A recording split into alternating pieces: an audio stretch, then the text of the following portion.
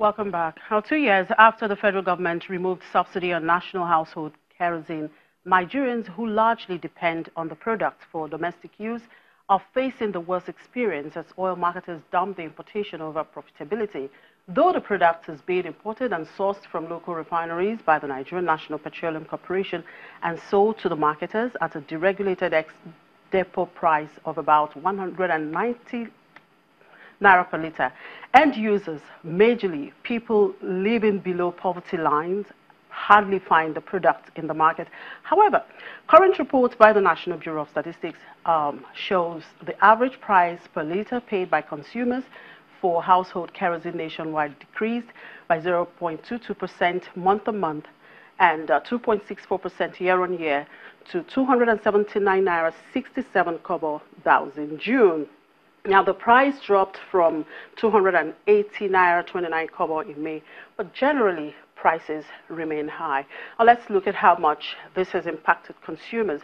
I'm being joined by one of the research analysts at financial derivatives company, Luta Ilukwe.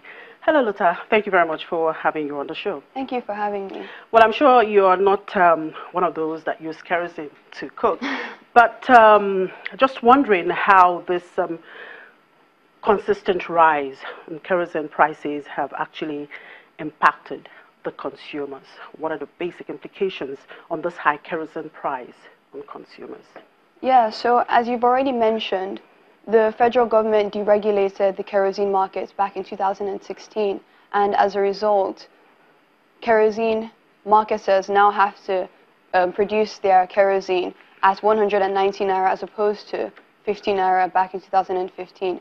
And consumers have seen, higher prices since that time. And actually, the price of kerosene has gone up from, 250 naira that it was before. It's now gone up to 350 naira as at this month.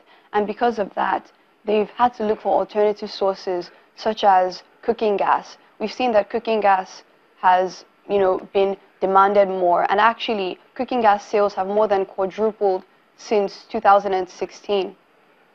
And I think that the demand is going to continue to increase in the future. What about looking at the current price of kerosene, which you have talked about, how much impact has it had on the price of a cooking gas now? Yeah, so as I said before, the demand for cooking gas has increased in recent months. And because of that, producers are obviously going to respond to this. They're going to increase their supply, and this is going to push up prices in the future. Sure. Does an increase in the price of cooking gas mean more expensive food in homes and perhaps the restaurants? Yeah, this is a good question, especially since it's going to impact on a lot of people. I'm going to address it in two parts. I'll talk about the impact on homes first, sure, and then I'll discuss restaurants. As you know, households earn, different amounts. For lower income households, it's going to impact them more.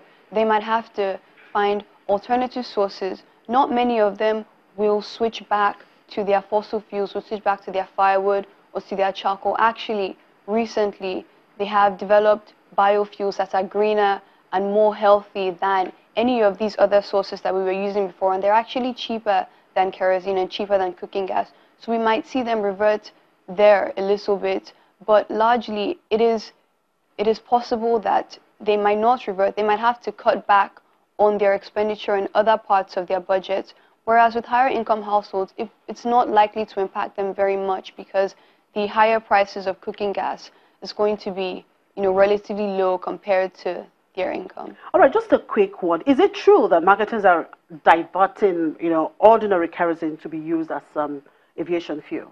Is it true? Yes, I'm aware of these rumors, and I can say that this is very, very unlikely to be true. And it's unlikely to happen just because the risks to airlines is too high. Now, normal kerosene and aviation fuel are almost the same thing. They have similar properties. However, aviation fuel goes through a more rigorous process in refining, and it has less impurities. So the risk of using, regular kerosene to fuel planes is just too high, and it could lead to catastrophic consequences for airlines if this is discovered. So. All right, thank you very much for your time, Luta.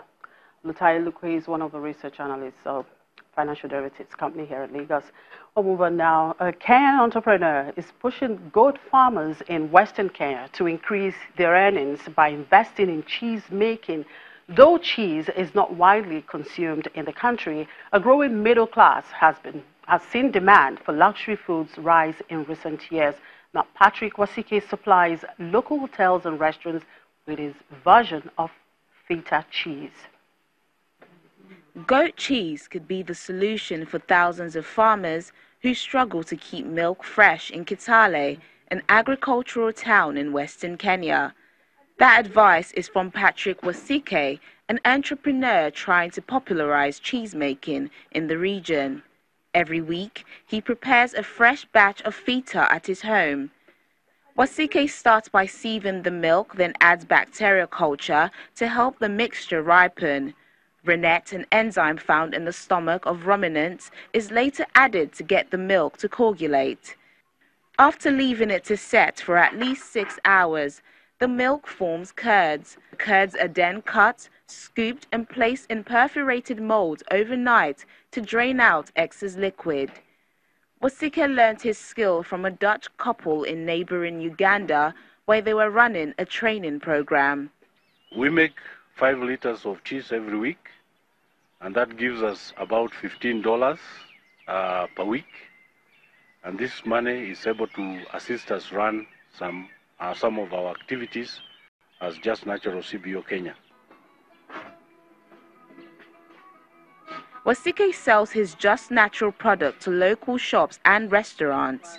Cheese rarely featured in Kenyan meals in the past, but with a growing middle class keen to sample healthy luxury foods, demand is growing, especially in urban areas.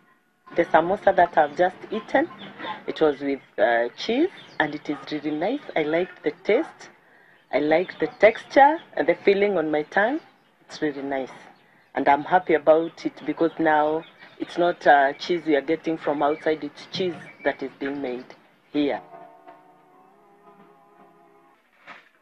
Wasike says he wants to help local farmers add value to fresh goat milk, which can easily go bad without the right storage, and enable them to boost their incomes. Cheese making is also another way for farmers to profit from excess milk supply. And that's it on the program. Thank you very much for watching. I'm Chimezie Obi Iwagu.